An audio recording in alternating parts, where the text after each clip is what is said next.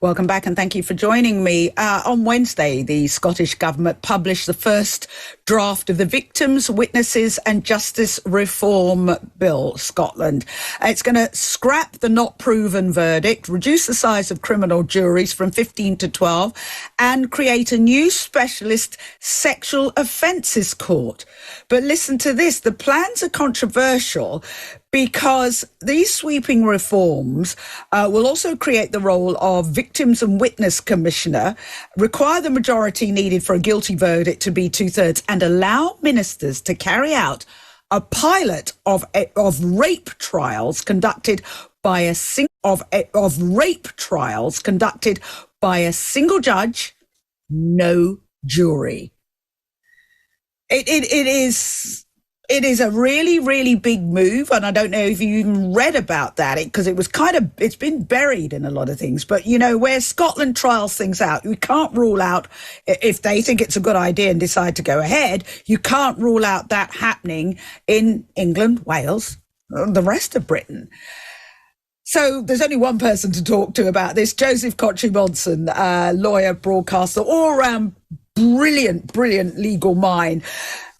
Joseph, there seems to be, okay, I had a good old Google about this. Some countries like France and New Zealand have already gone kind of this way. It's been pointed out that 80% of criminal trials in Scotland are currently conducted without a jury. The arguments given about having no jury when it comes to a rape trial, they're saying that, well, you know what, the juries go in, they have all of these myths and all of these sort of beliefs about the person making the accusation. So if we don't have juries, we won't have that. Just a single judge. What are your thoughts on this? Yeah, I have to say alarming, and I'm not the only one, because the criminal defence lawyers across Scotland, Trisha, are boycotting these courts, saying that they will not take part in something that abolishes what they see to be the sacrosanct right of an accused person to a jury trial. Now, you're right. It has been said 80% of cases, criminal cases, are already dealt with in the lower courts without a jury. They're motoring offences. They're very, and most cases that go through our courts are in fact motoring offences. The overwhelming majority, and probably most people will be able to identify with that, because it's not so rare to have a speeding ticket, is it?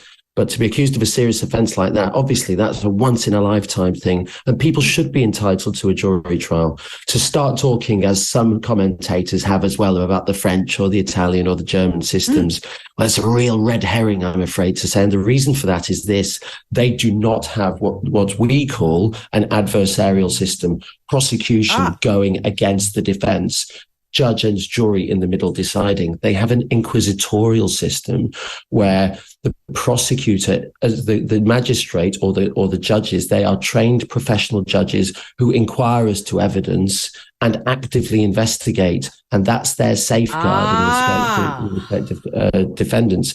I am really concerned about this, and other lawyers are too, for this reason, Trisha. This is political. This is about the government who sees that there are these shocking results in rape cases where very, very few people are convicted. And they're thinking, what is it we can do to get the media off our back? What is it we can do to make people think that we are doing our best to address this incredibly important women's rights issue? And instead of looking at the challenges, like, well, for example, you could be nice to complainants, you could give them more time with police officers, you could actually engage with them, you could, and the police do a good job on a very... Reform parts of the CPS. Yeah, well, you've heard me on that, of course, a few times, Trisha. But the problem is this, that, and it's one that you can't completely solve. Trisha, sex is generally a private thing, and it means that these are one witness for the prosecution cases with no corroboration. Now, don't get me wrong, where there are injuries, or somebody's talked about, someone's given a confession, for example, in a text message, as sometimes happens. Well, in those circumstances, you can get a conviction. But when it's innocent until proven guilty and beyond reasonable doubt, you won't fix that problem. But the politicians know that judges, once the spotlight is on them, rather than crucially, the anonymous jury who will not be criticized, judges will inevitably know that they are subject to press scrutiny in these cases, and whether subconsciously or on purpose, will be more willing to convict.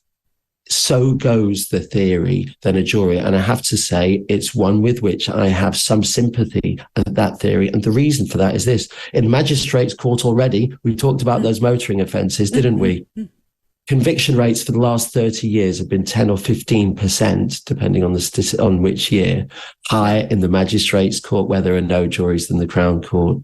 I think when you're accused of something you could go to life for, you're entitled to a jury that you don't pick, but a jury of your peers to hear all of the evidence and pronounce the verdict.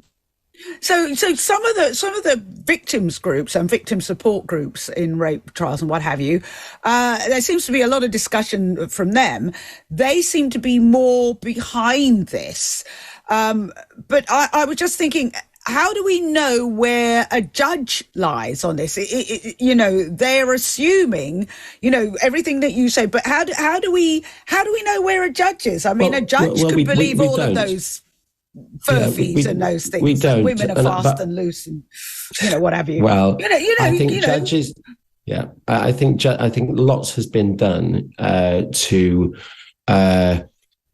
readjust the in popular culture and in conversations in the media, in Parliament, and in courts, in the legal system, to educate people about the sensitivities around rape, to take the stigma out of being a victim, because it wasn't so long ago in our history in the 20th century where victims were nevertheless shamed by the allegation. I think we see less of that now. It's something, of course, we should always be vigilant about.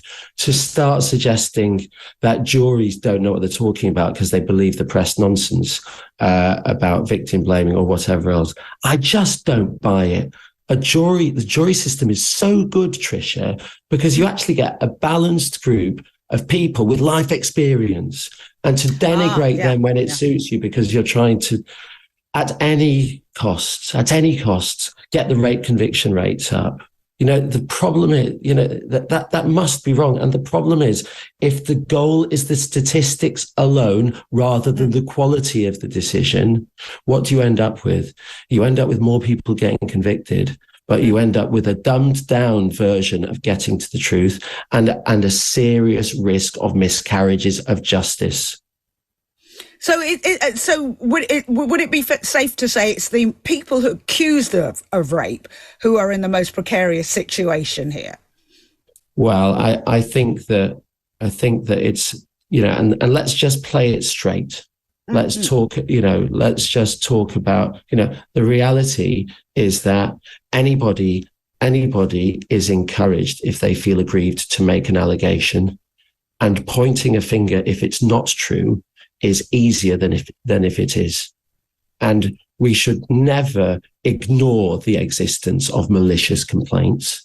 We should be seeking to have a justice system that protects against that with a rigorous process. And that means, yes, that rape complainants will be cross-examined, and the defendant is entitled to it.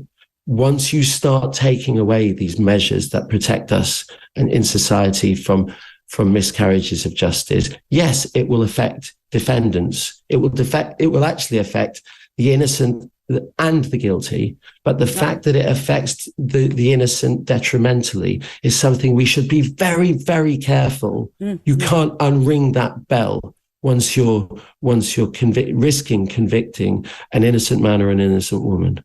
I think it's an interesting point that you make, and I'm sure that most people don't realise, because I, like many people, when you, as I said before, when you Google and you see that New Zealand and France and those and Germany, as you mentioned, already have juryless courts, but their judges are actually trained. I don't think, I mean, that doesn't come out anywhere in the literature that I had a look at, that the judges are actually trained in those countries. They actually... It's not a comparable system. Their processes are fair, but they go through a very different process. You have to decide early in your career whether you want to be a lawyer or a judge. You don't have ex-lawyers after 20 or 30 years becoming judges like in the UK. In fact, statistically, in the senior courts, Crown Court, etc., judges are typically drawn from the prosecutorial ranks. So, which may account for some of that distinction between jury trials and judge-only trials in the magistrates' court in terms of conviction rates. But to talk about, well, France does it this way, I have to say, every time a politician tries to cherry pick a fact out of context from another European culture to prove a point over here when it's not comparable, it makes me cringe a little bit, I have to say, Trisha. Absolutely. And let's just talk about, while we're talking about this, and as I said before, if Scotland is trialling it, is there a danger that they might see it as quote unquote successful purely in numbers and say, well, hang on, let's roll it out to the rest of Britain? And this is what happens. You get the numbers up. People are then in prison convicted. It's very hard to go to the Court of Appeal. It's not like America where you've got a decent shot at least a first appeal. In the UK, you have to show your case has merit before you even get there. And if you're either on legal aid, so you can't get legal aid for an appeal because legal aid basically doesn't apply for appeals in this country's funding, certainly in England and Wales, or alternatively, you may have paid privately the first time around and it's wiped you out. We're talking remortgaging your house money to be represented by a solicitor and a barrister properly in these types of cases, and I just find it really alarming because those figures will probably go up. People will say they'll be patting themselves on the back, just like you say, Trisha. And of course, the person who's wrongfully convicted, who will not be everybody, but will definitely be some, that person will be in prison without a voice and without a hope. Wow. That's very, very scary, isn't it? So, but there's nothing you can do about it. This trial's going to go ahead and that's it. Unless, as you say, lawyers and solicitors and people like yourself refuse to get involved with it. Yeah, it's, our legal system. What's that going to mean, Joseph? What's that going to mean if they refuse to be involved in it? You can't have a rape trial. You can't have a rape trial without lawyers. It would be a fun day at the Court of Appeal if somebody was convicted in those circumstances. Our legal system requires the approval and the ongoing cooperation and goodwill of the people who work within it. One of the reasons that the death penalty, for example, is unlikely to return is that people in the legal profession and judges, they do not want to defend, prosecute, and to be the sentencer in those types of cases. So, unless they've got the lawyers to buy in, and there's no way they'll get it in Scotland, there's no way they'll get it in England, even the defence lawyers, I'm sorry to the government, but you need our help if you want to pass these types of changes, and you're not going to get it. Wow. Watch this space. Joseph, thank you so much for that. It is concerning, isn't it? Because you think first these kinds of trials and then what else? Joseph Kotrie-Monson there talking about the trial that Scotland is doing with having rape cases, although they're saying they're going to go ahead, having rape cases where there is no jury, just the judge.